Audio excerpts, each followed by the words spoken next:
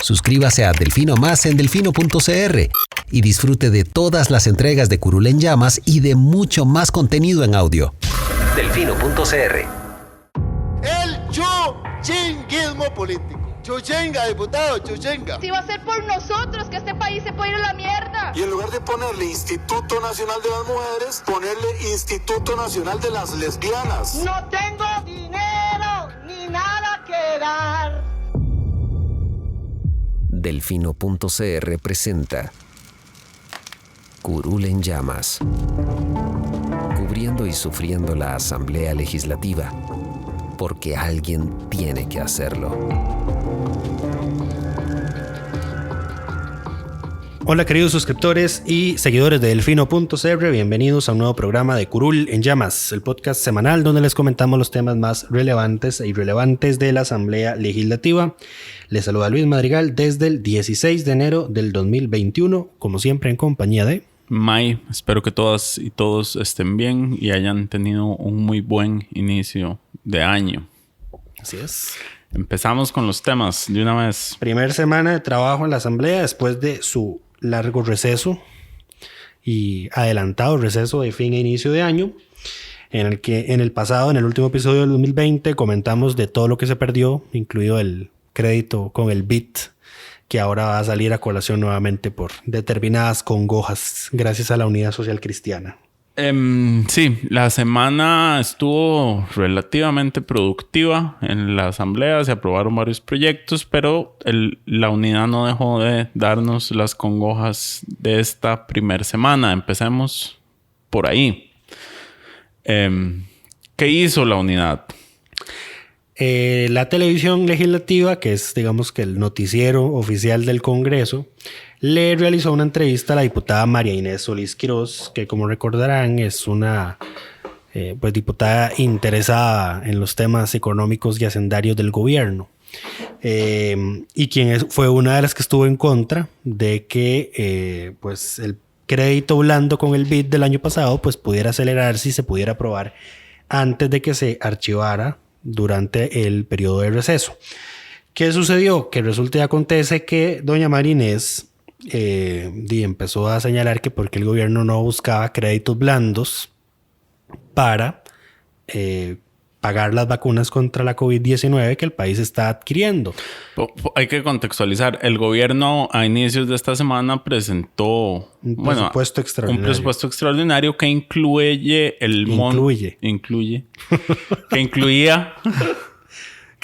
es el inicio del año. Estoy todavía derrumbrado. El proyecto trae el costo de 40.800 vacunas. Correcto, que básicamente terminan de cubrir a la población mayor de 18 años que no estaba entre los primeros 5 grupos que se habían anunciado el año pasado. Son 40.500 millones de colones. ¿Y de dónde van a salir? De endeudamiento interno. Exacto. Entonces la diputada salió a decir que el gobierno por qué no es más ágil en su trabajo y que por qué no buscaba créditos blandos para financiar ese tipo de gastos. Lo que no mencionó es que un crédito blando es uno como el del BID que dejaron perder a finales de año. Pero bueno. Lo que no mencioné es que no había crédito más blando que ese, porque la tasa de interés era del menos del 3% y se pagaba a 7 años. Sí. Y tenía los primeros 3 años de gracia. De gracia, exacto. O sea, se empezaba a pagar hasta el 2024. Correcto. Pero bueno, ese crédito blando, la Unidad, Liberación, Nueva República y algunos independientes decidieron oponerse a que se conociera a tiempo y dejarlo morir. Sí. No, el tecnicismo, para nada relevante. El proyecto no está formalmente archivado. Aunque no es como que si lo aprueben la otra semana se pueda promulgar. El gobierno lo que hizo fue sacarlo de la agenda de sesiones extraordinarias porque ya se venció el plazo que dio el BID para aprobarlo. A ver, la asamblea todavía puede aprobarlo. Su aprobación ya no sirve de nada. Ya no sirve porque nada. El BID les va a decir como, no, a ustedes se les venció el plazo. Ya. Es más, si tuvieran un poquito de responsabilidad y dignidad, lo que harían es haberlo rechazado en comisión o en plenario y archivarlo definitivamente. pero jamás No, ¿por qué? oponerse. Pero bueno, el proyecto presentado por el gobierno, a pesar de las quejas de la diputada María Inés, se dictaminó en menos de 48 horas en el proyecto del presupuesto en comisión para que se pueda pasar a plenario. Y como el gobierno no le puede decir a los diputados, sí, es que un crédito blando es uno de los que ustedes dejaron perder, lo que alcanzaron a decir es, estamos en conversaciones con el Banco Mundial para que nos den un crédito blando para comprar las vacunas. Entonces, ¿qué hizo la Comisión de Hacendarios?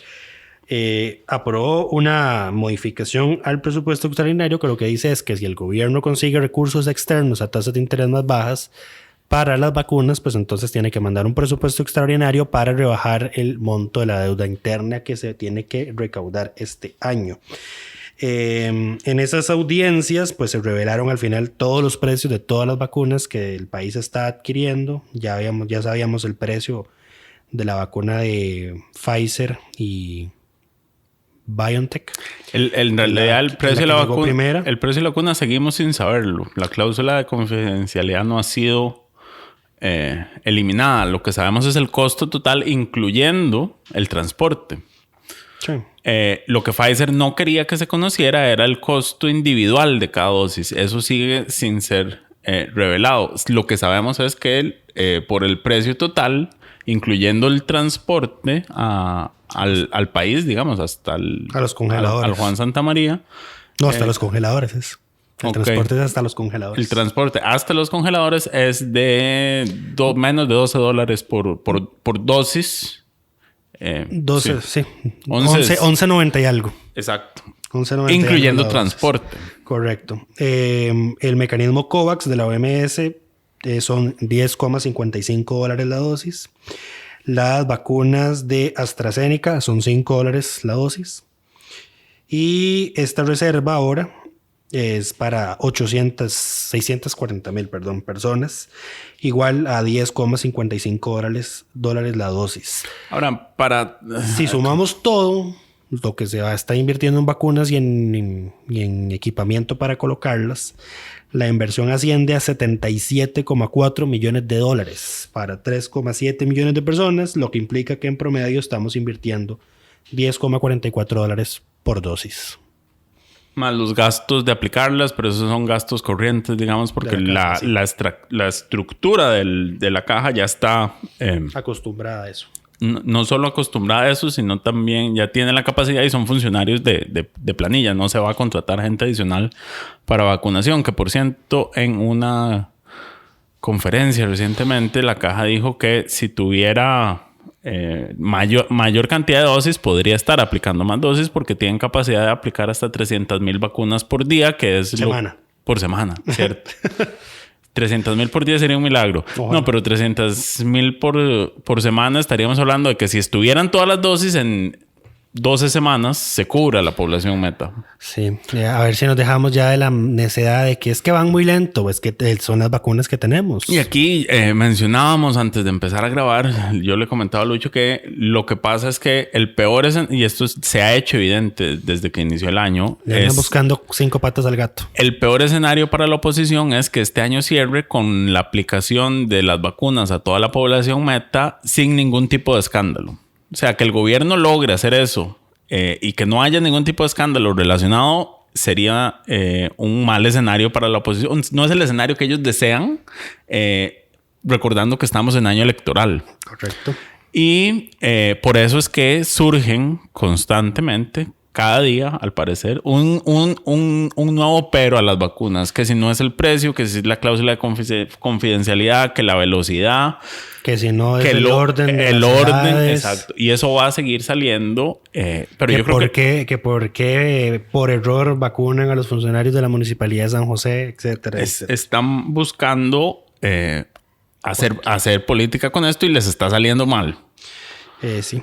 Y bueno, yo creo que van a seguir intentando. Creo que esa debería ser una regla. Creo que esa debería ser una regla implícita en la política, tanto acá como internacionalmente, que es con la salud pública no se juega políticamente.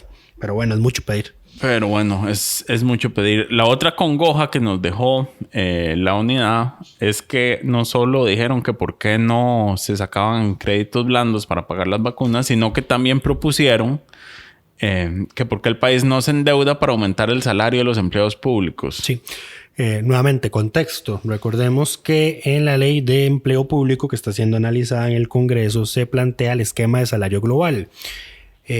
Para los funcionarios que una vez instalado este salario global tengan un salario menor al ese salario global, pues lo que van a hacer es que van a seguir recibiendo los aumentos salariales hasta que se les equipare. Y ya a partir de ese momento, pues entonces se les aplican el resto de las reglas relativas a esa ley de empleo público. ¿Qué pasa con los funcionarios que tienen salarios superiores? Pues se les congela hasta que el salario global alcance su salario actual. ¿Cuál es el plan de la unidad? Que a los funcionarios que en este momento ganan menos, que ganarían menos que con el salario global, se les aumente el salario hasta esa cifra y que el país lo pague con endeudamiento, con un crédito blando. Crédito blando como el crédito del BID que dejaron perder. No solo eso. El gobierno ha puesto, hay que mencionar, el lunes iniciaron también las conversaciones con el Fondo Monetario Internacional, que están teniendo sesiones virtuales con diferentes actores del país, incluyendo los jefes de las fracciones legislativas. Y el proyecto de empleo público, el gobierno lo ha presentado como parte de los temas claves para acceder a esa negociación, siempre y cuando se corrijan esas cosas y el proyecto no venga a generar un gasto adicional de entrada, que es lo que sería si se ajusta el salario global de los funcionarios que tienen un salario por debajo de lo que quede señalado. Ahora bien, vamos a ver. El plan del gobierno es que quienes ganen menos que el salario global siguen recibiendo los aumentos como los vienen recibiendo ahora. Hasta que lleguen al nivel del salario global. Pero recordemos que el año pasado, diputados de la Unidad y de Liberación, Pedro Muñoz, Pablo Heriberto Abarca, Roberto Thompson, presentaron una propuesta de texto diferente que inclusive la mandaron a la Asamblea de Trabajadores del Banco Popular para que la revisara, entre otros, el Movimiento Rescate Nacional, que es un proyecto más generoso. Este proyecto es el que establece que entonces los funcionarios que ganen menos tengan ese aumento de lo que les falta y ganen el salario global de su clase salarial. No, en este momento ambos proyectos lo establecen, porque en la comisión se le hizo modificaciones al proyecto original de empleo público del gobierno que incluye ese ajuste. ¿Estás seguro de eso? Estoy completamente seguro de eso. Lo sé porque en el momento en que se aprobó ese texto sustitutivo o esa moción que lo modificaba, fue cuando empezó a salir el tema y cuando Rodolfo Hernández, el abogado constitucionalista, escribió los artículos alertando sobre los problemas que generaría ese proyecto. Ok. Bueno, ahí está el detalle. Según el cálculo, son 32.200 millones de colones al año lo que costaría esa medida, sí, para más de 27.000 funcionarios del gobierno central y 1.700 en el resto del sector público. Entonces vamos a ver qué va a pasar porque pues ya se acerca como la recta final de este proyecto de la ley de empleo público. Creo que el lunes se le va a quemar el primer día de mociones de reiteración y entonces veremos qué pasa. Y ahora que mencionabas el Fondo Monetario, ayer los voceros del Movimiento Rescate Nacional estaban muy felices porque decían que el fondo había desmentido al gobierno de que ellos no están pidiendo la ley de empleo público. Vamos a ver, es que yo comprendo que sus líderes juntos acumulen como 800 años y que sigan viviendo o creyendo las formas en las que el Fondo Monetario Internacional operaba en los años 80 y antes. Pero ya el Fondo Monetario Internacional, y creo que esto lo mencionamos en un podcast anterior del año pasado, ya el Fondo Monetario Internacional no impone condiciones.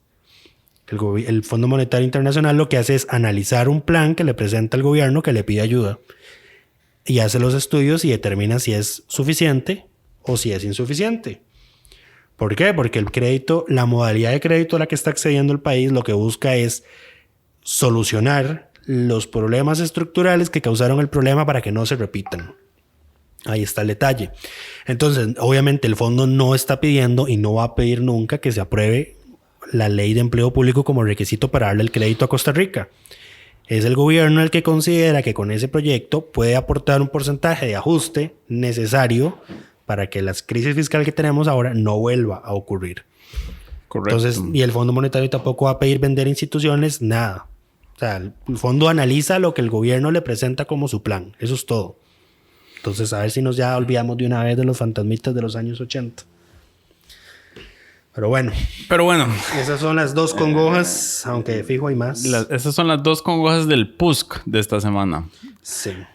Pasemos al siguiente tema. Esta semana se aprobó la designación de José María Hipólito Figueres Ferrer como héroe de la paz. Sí. Que fue todo un tema porque en el primer debate, pues los únicos dos que se manifestaron en contra fueron Paola Vega y José María Villalta del Frente Amplio, por motivos históricos. Hay que recordar que este proyecto se le dispensó de todo trámite. Es un proyecto impulsado por el presidente don Eduardo Cruikshank. ¿Por qué? No sé. Esto es prácticamente crear un nuevo título honorífico porque ya Figueres es benemérito de la patria. Y ahora crearon el título de héroe de la paz. Yo no sé de dónde salió. Es muy raro, todo es muy raro. No sé si es una forma, no sé por qué. Si es una forma de congraciarse con Liberación, no entiendo por qué Cruikshank necesitaba hacer eso para congraciarse si no es como que estén peleados. Yo no entiendo. A ver. Todo es muy raro, todo es muy confuso. Es extraño porque... Y además no es un tema prioritario. No, y fue lo primero que se aprobó esta semana. Fue el primer proyecto que se votó en primer debate esta semana. Y bueno, ya fue votado en segundo debate también. Pero... es extraño, digamos, y parece tener intenciones electorales, ¿será? Porque pongámonos a pensar, ¿cuántas veces desde que murió Figueres Ferrer ha tenido Liberación el control, la mayoría en el Congreso? Son varias, por lo menos... hasta antes del boom del bipartidismo. 3. Que hasta ahora se les ocurra... Del multipartidismo, que diga. Sí, del multipartidismo. Que ahora se les ocurra salir con esto y que además venga de Eduardo Cruikshank, que viene haciendo una revisión histórica, porque recordemos que también presentó un proyecto hace poco para que se le quitara... el título de traidor de la patria. El título de traidor de la patria a Calderón. Sí. Entonces yo no sé qué es el tema de Cruikshank con la historia y el 48... Pero el problema es que está dejando eventos históricos de lado, que fueron los que recordaron inicialmente Paola y José María. Paola fue la que tuvo que sacar la cara por los calderonistas, porque toda la Unidad Social Cristiana en el primer debate lo votó a favor. Se les olvidó por completo que los habían expulsado del país. Se los persiguió. Sí, es que vamos a ver, a ver, todo muy lindo, que hayamos abolido el ejército y que ahora invertamos esa plata en educación y salud. Pero hay eventos después de esa abolición que no fueron para nada pacíficos. Hubo persecución a los calderonistas, a los comunistas. A ver, se expulsó a los calderonistas, se prohibió el comunismo en Costa Rica, digamos, se prohibieron a los partidos comunistas, estuvieron proscritos hasta el 68, me parece. Hubo gente que quedó exiliada. Hubo exiliados, está el Codo del Diablo, donde se mataron presos políticos. El gobierno mató presos políticos. El Estado. El Estado, sí, en ese momento. ¿Tenemos condena internacional por ese hecho? No, fijo no. Interesante. Alguien tendría que reclamarlo. Interesante, pero sí. bueno. Pero bueno, el punto es que hay hechos históricos que hacen que el título no sea... A ver, sí, uno no puede negar que Figueres Ferrer fue la figura política del siglo XX en Costa Rica. Pero tampoco se puede ignorar el verdadero motivo por el que abolió el ejército, digamos, que es harto conocido, yo creo que ya entre todos, que es para evitar que le hicieran a él lo que él había hecho. Luego salió, y como este es un proyecto dispensado de trámites, no pasa por comisión, no se pide criterios. No se revisa, no se opina. No se piden criterios a instituciones académicas, a historiadores, y entonces después de que se aprueba en primer debate, sale un grupo de historiadores, valga la redundancia, de la Universidad de Costa Rica, pues con toda una serie de hechos históricos que es como, ustedes están, por no usar el término, blanqueando, pues algún sinónimo, la historia del... que es posterior a la abolición del ejército.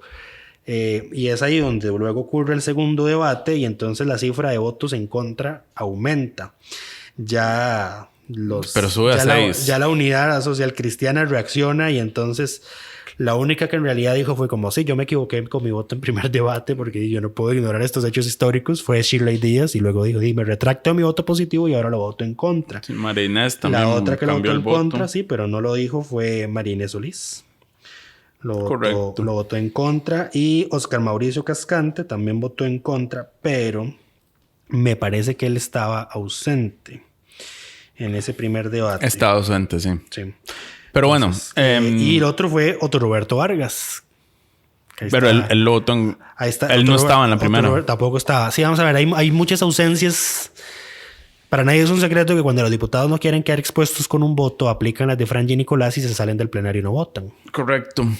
Además, porque hay ciertos proyectos en los que, dependiendo del nombre, cuando les ponen nombres llamativos, pues es muy feo que quede consignado que ese diputado votó en contra, por ejemplo. No sé, ley para declarar... no sé, invéntense una ley bonita que en teoría todo el mundo estará de acuerdo, pero hay algún motivo por el que un diputado está en contra. El diputado no se va a quemar, especialmente si tiene aspiraciones políticas a futuro, votándolo en contra, entonces simplemente se sale. Pero bueno, sí, aquí el problema es la idealización de una figura histórica con un título que no se merece. Eso no se puede negar. Lo dijiste. Obviamente, naturalmente, Liberación le salió a defender el legado de don Pepe. Que vamos a ver. Es que ningún diputado negó que Pepe fuera una figura política importante. Correcto. Eso no está en discusión. Por eso es benemérito de la patria. Exactamente. Eso era suficiente. Exacto. Eso. Aquí el problema es idealizarlo con un título de héroe de la paz, siendo que, a ver, seamos sinceros, Figueres hizo un golpe de estado. Eso fue lo que hizo. Sí. El tema es que ganó y le salió bien y los que ganan son los que escriben la historia. La historia la escriben los vencedores.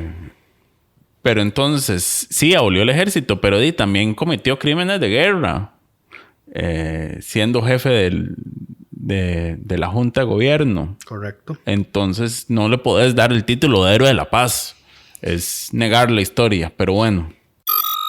Suscríbase a Delfino Más en delfino.cr y disfrute de todas las entregas de Curul en Llamas y de mucho más contenido en audio. Delfino.cr. En fin, se aprobó ya en segundo debate. Habrá que ver cuándo lo promulga don Carlos Alvarado, quien también es un ávido fan de don Pepe, por lo visto. Lo ha evidenciado en estos, 3 años ya. Sí. 2 años y algo. Probablemente. De gobierno. Pero bueno. Vamos al siguiente tema. Siguiente tema. 2 diputadas le solicitaron al Poder Ejecutivo que incluyera en la convocatoria de secciones extraordinarias el proyecto de cannabis. Cannabis y cáñamo industrial. Son Paola Valladares, de Liberación Nacional, y doña Zoila Bolio, que es la independiente, que ya todos conocemos. Como ustedes saben, ese proyecto está desconvocado, no fue convocado en la agenda, a pesar de que hay una buena mayoría en la Asamblea que está a favor del mismo, y que el único punto en discordia era en realidad si se podía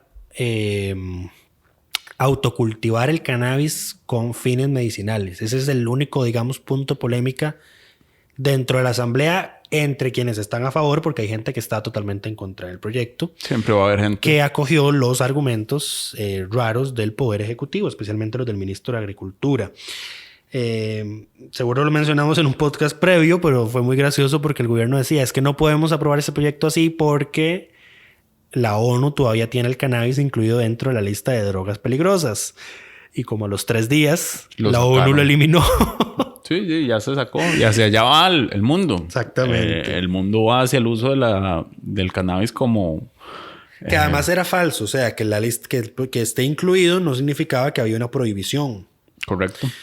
Porque por eso tenemos ya una N cantidad de países que importan o exportan cannabis con fines medicinales o incluso recreativos. Pero bueno, el proyecto no está convocado. Las 2 pidieron convocarlo. Citan los beneficios económicos de generación de empleo, de eventuales impuestos que pueda recaudar el Estado para pues si se aprueba. Y un dato o un evento que llamó la atención o que le generó a la diputada Paola Valladares unas muestras de solidaridad fue que ella a finales del año 2020 había puesto a una pariente suya, a quien se refiere como Peggy, como ejemplo de una persona que en el cannabis medicinal le habría ayudado a mejorar su calidad de vida, porque tenía determinados problemas de salud crónicos. Muy delicados, exactamente, crónicos. Peggy falleció aparentemente antes de que la Asamblea regresara al receso o inmediatamente después. Y ahí es donde se refuerza pues entonces esta carta y donde más diputados pues se levantan, piden el uso de la palabra y le piden al Ejecutivo que convoque la iniciativa.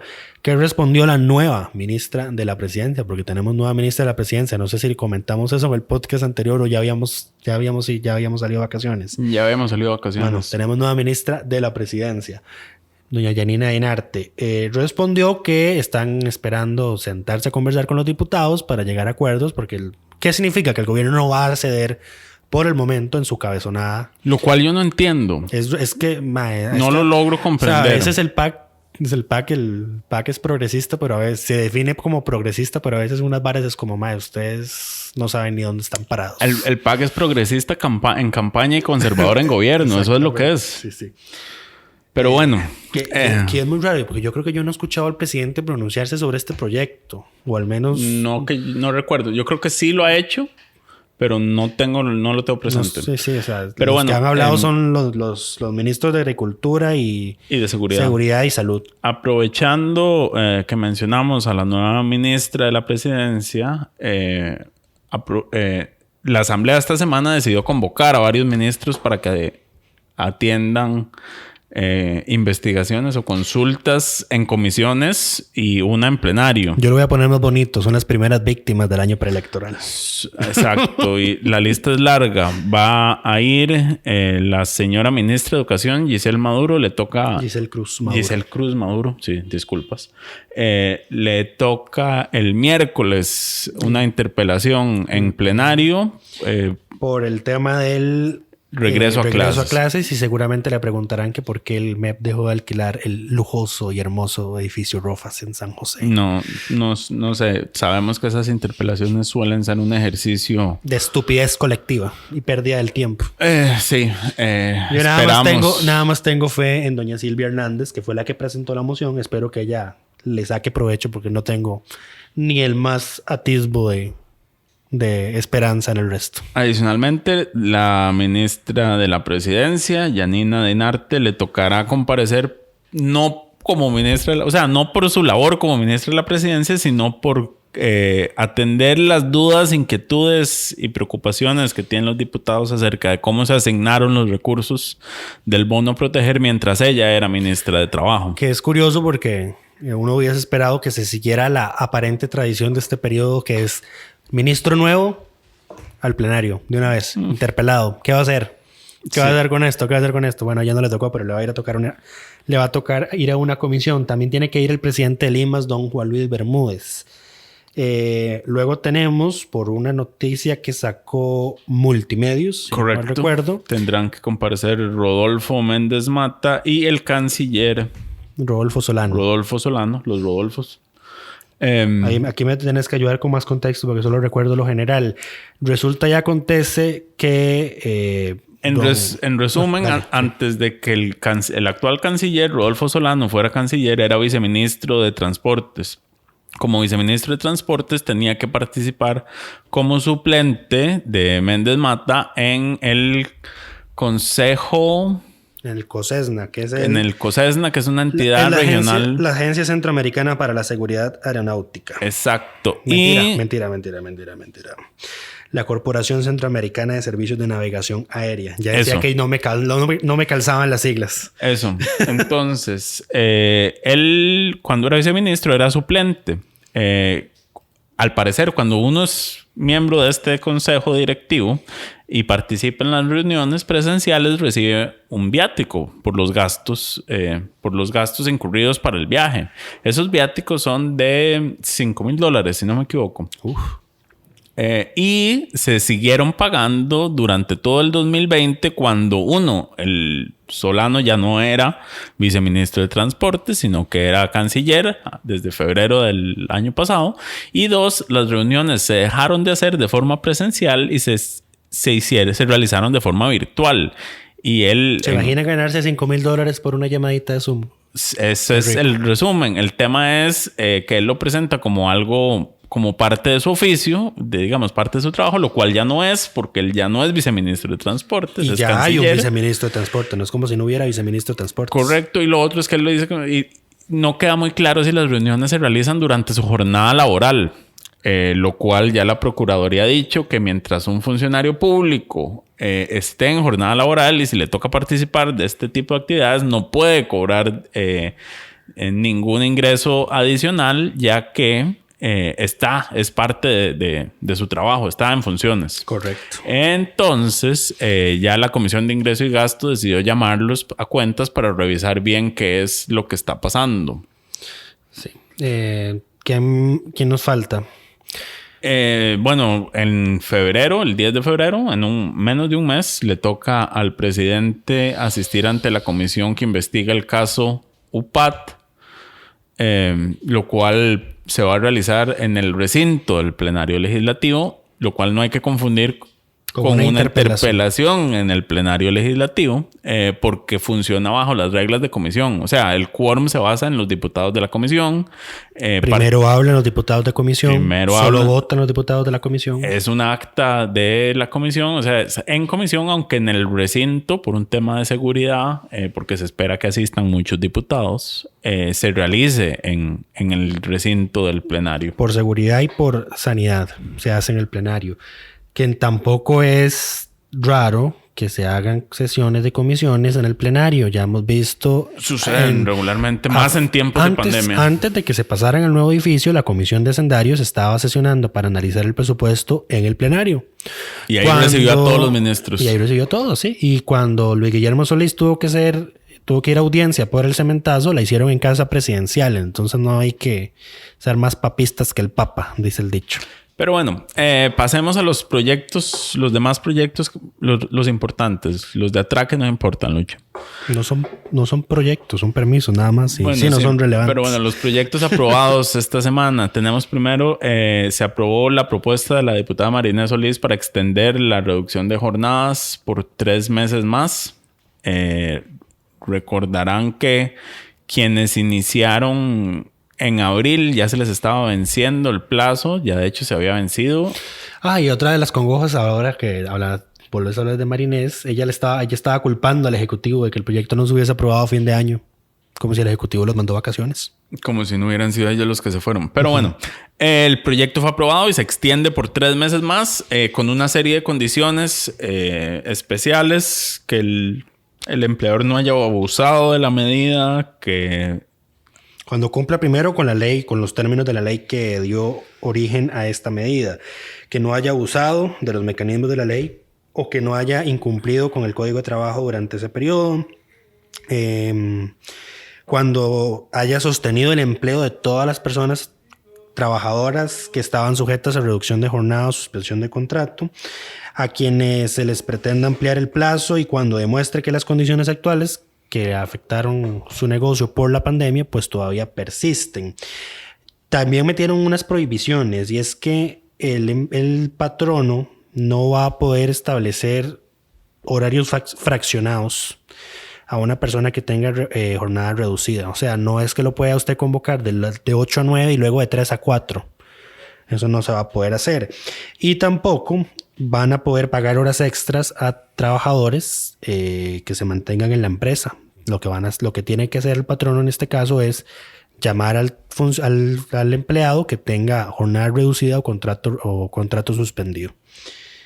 El diputado Villalta y la diputada Paula Vega votaron en contra de este proyecto, igual que don Walter Muñoz y don Wilmer Ramos. Paola y Villalta lo que mencionan es que nuevamente este fue un proyecto que se dispensó de trámites, no pasó por comisión, no se pidieron informes de a cuántos trabajadores ha afectado la medida, de cuántas empresas ya están reanudando a sus actividades normales, de cuántas denuncias por incumplimientos a los términos de la ley han recibido. Nada de esa información se solicitó, ni el Ministerio de Trabajo la entregó para analizar si era prudente hacer una prórroga. Simplemente el sector empresarial, especialmente el del sector turismo, dijo necesitamos una prórroga y se la aprobaron. Lo cual, cuando uno ve las cifras de turismo del año pasado, tiene mucho sentido. Cayó... La cifra más baja es de 1999. Ahí está. En 1998 fue la última vez que el país recibió menos de 1 millón de visitas al año. Y más del 60% de los visitantes que tuvimos en el 2020 fueron antes de que se cerraran las fronteras. Sí. O sea, Fue un desastre. de marzo a diciembre entró una tercera parte del total que entró en todo el año. Sí. Y ese total de todo el año es una tercera parte de todo lo que entró en 2019. Demasiada matemática. Pasemos de tema.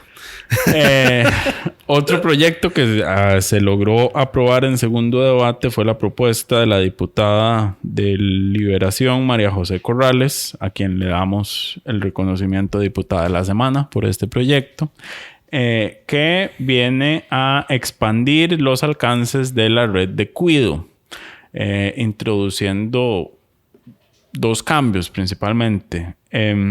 Uno de los problemas era que tenía la red de cuido es que cuando las madres conseguían trabajo quedaban automáticamente excluidas de la posibilidad de que sus hijos continuaran en la red de cuidado. Entonces ellas tenían que renunciar para cuidar al niño y se repetía un ciclo demasiado estúpido. Exacto. Entonces, bueno, esto viene a corregir eso. Era un círculo perverso, correcto. Ya medio estaba solucionado porque creo que fue Limas el que hizo una consulta a la Procuraduría y preguntaron, ¿podemos aumentar o sea, si una mujer trabaja, ¿podemos seguir manteniendo al chiquito en la red de cuidado? Y la Procuraduría le dijo, sí, siempre y cuando el salario no exceda determinado monto. Ya a partir de ahí, no. Entonces, ¿qué es el proyecto? Pues lo hace ya universal. No importa si la mujer gana 20, 10, 5 millones o 1,000 colones.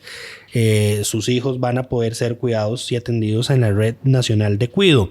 También se aumenta la capacidad de la red en 20,000 campos adicionales.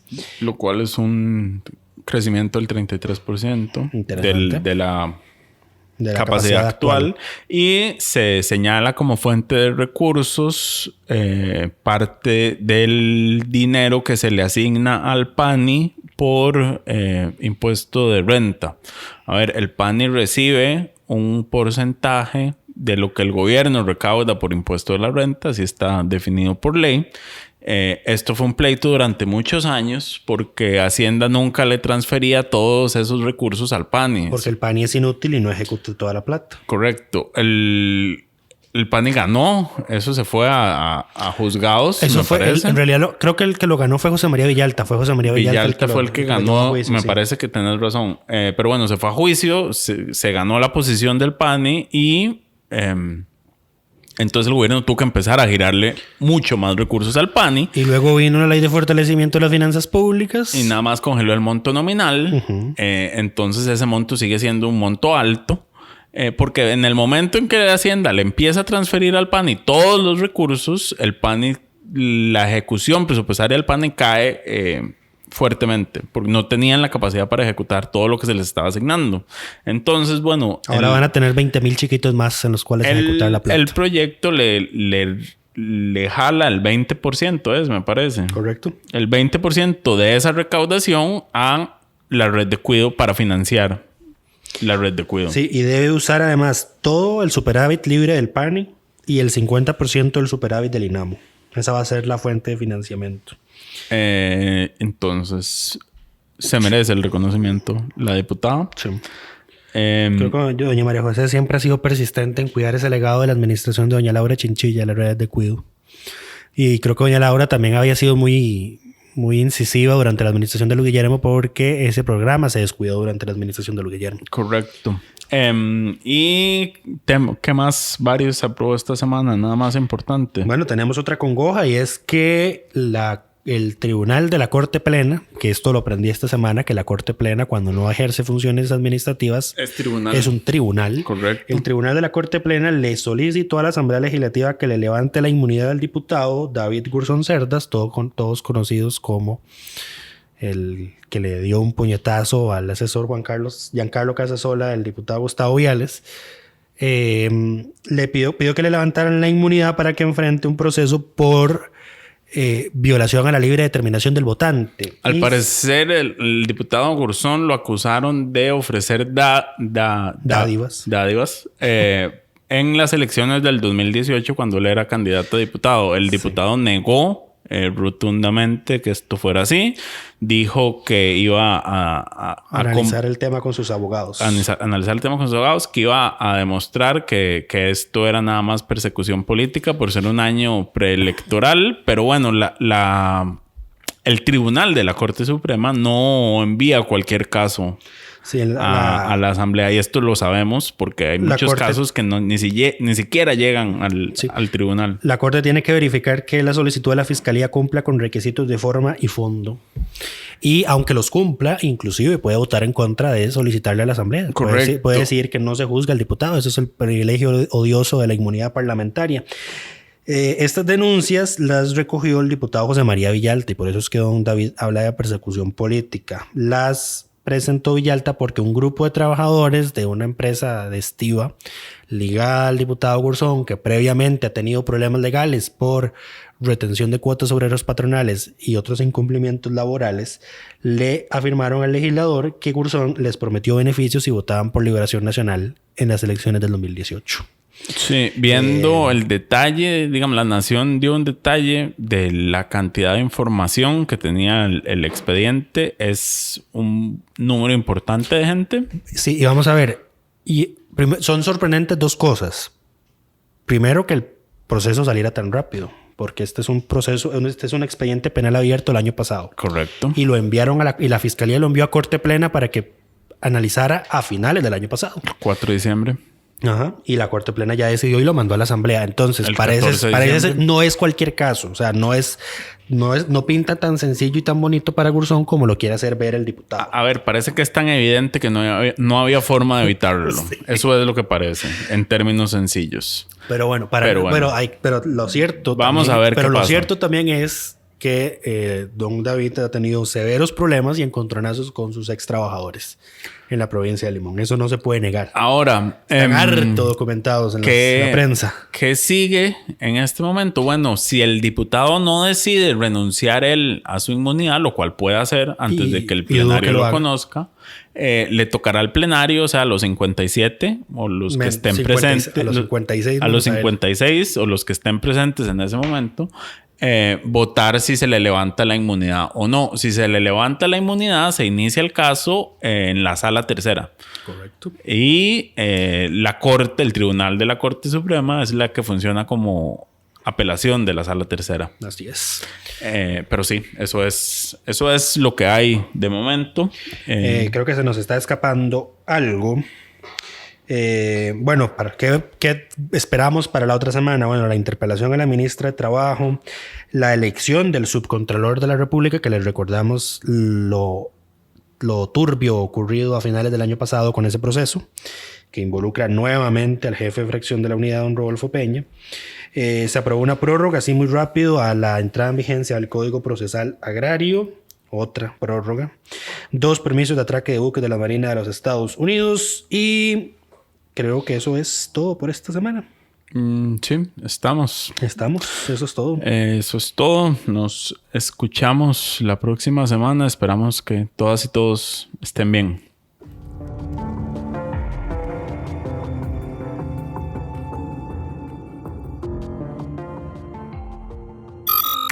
Suscríbase a Delfino Más en delfino.cr y disfrute de todas las entregas de Curul en Llamas y de mucho más contenido en audio.